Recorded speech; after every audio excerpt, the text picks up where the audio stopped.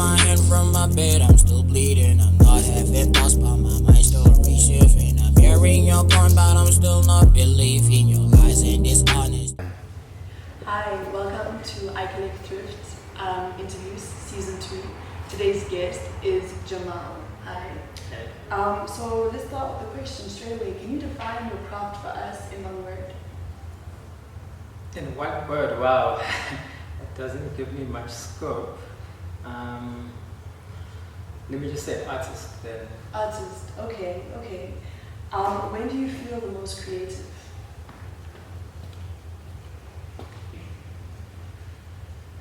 When do I feel the most creative? I'm not sure. I guess I don't think about like that sort of question that comes to mind ever. So it's a difficult one to answer.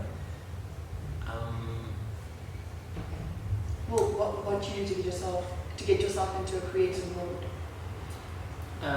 I think I guess I have a way of making, and it's something that I've been like an artist for a long time now, so I kind of have like a methodology of how I work.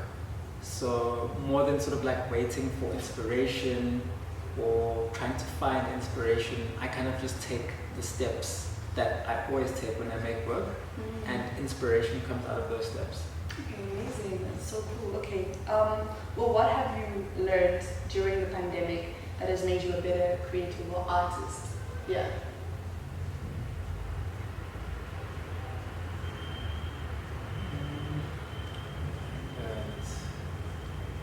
I don't know if it's made me a better artist or a better creative, but I think I've become a little bit more patient.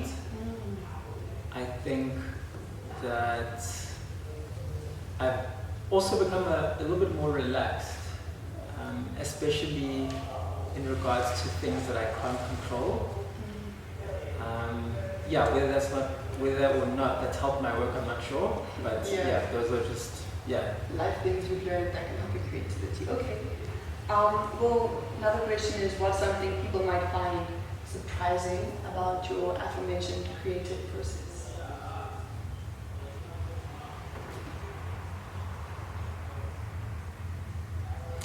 I don't know if it's surprising, but more and more with my photographic practice, I've started to shoot and reshoot and shoot and reshoot the same thing like over and over again.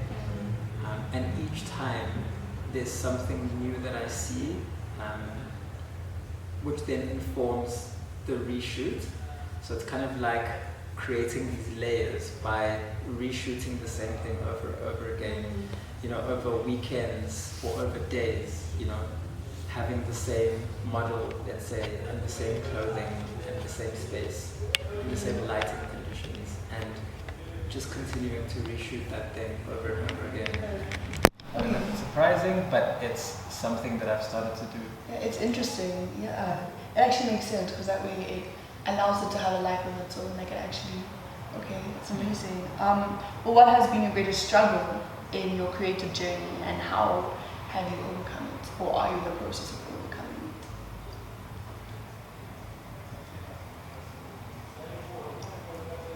it? Struggles.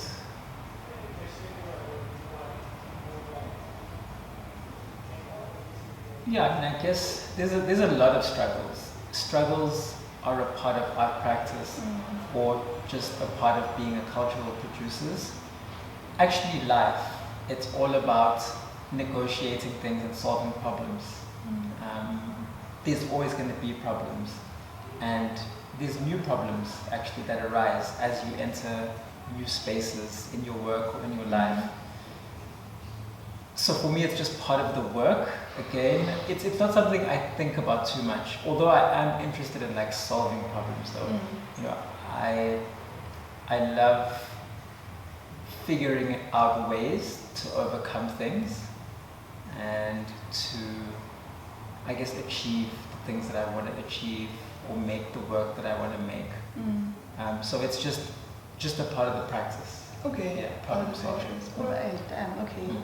Well, how do you stay inspired and motivated to keep thriving in your craft?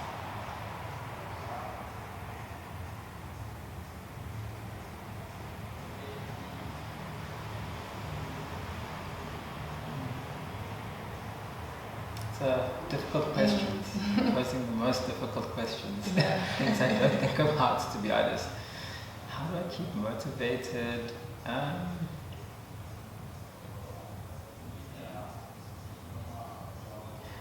I think I'm just forced to.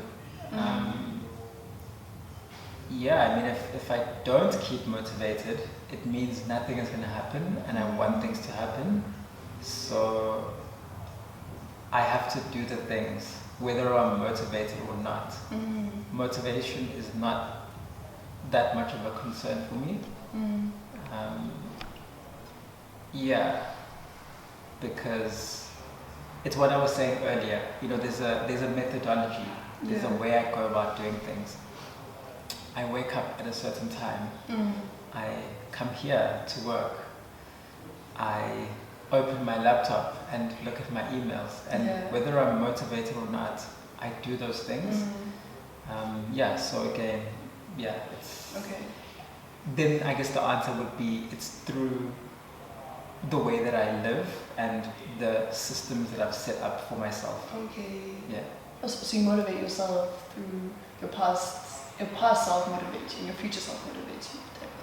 Well, it's just like my habits and my Your routines. habits, okay. They motivate me. I don't know if it's motivation, but yeah, that's why even with inspiration, it's not about inspiration. It's about following like the steps that I always take when I make work.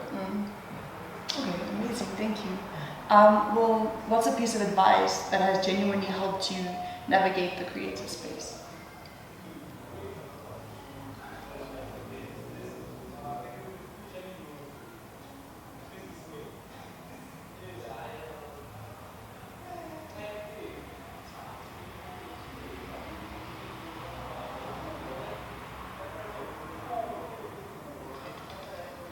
It's a difficult one. I'm trying to like play back all the advice I have received. Yeah.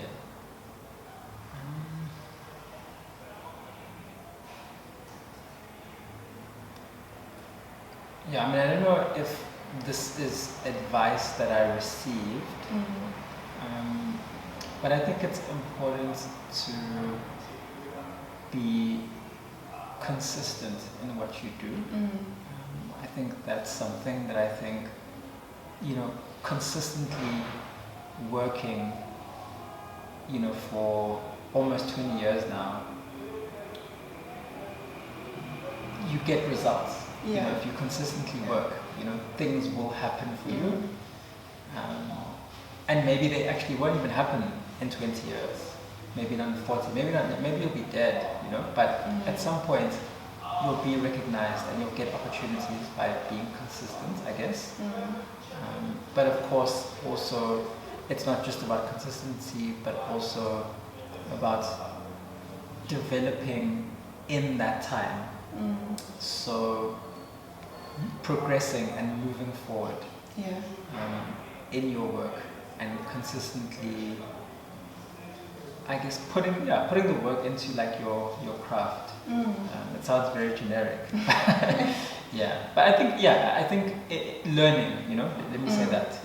In that time, if you're continuing to learn, and for me that's what the development is, learning, and then applying the learnings, and if you that together with consistency, I think, That's your secret formula.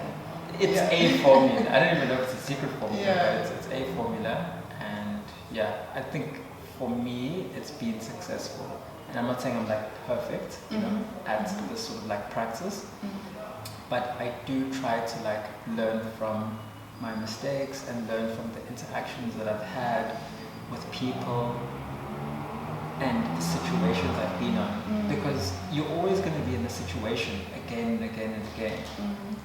And the first time you're in a situation, you might not deal with it that well, but then the second time you're in that situation, if you've actually learned from like the previous one and you apply that, you'll find that you negotiate that I'm a lot better than before. Okay. Yeah. Awesome. Thank you. Well, another one. The next question actually is, what is your most prized thrift garment and why? I think I've sold most of my pieces, to be honest. I don't know if it's my most prized, but just one of the pieces I have left is an Istante like pencil skirt. Yeah, and Istante is the label that Gianni Versace sort of set up for Donatella Versace, even before Versus Versace. Okay. Yeah. Oh wow. Yeah. So it's like a very good piece. Yeah, it's like super archival. I mean, just the label is archival. Yeah. Not even the piece, but the piece itself is in also. Of course. Okay, so I can see why that's a prized possession. Right. Well then, how did you get into thrifting? Speaking of thrifting, and can you tell us about your first thrifting experience?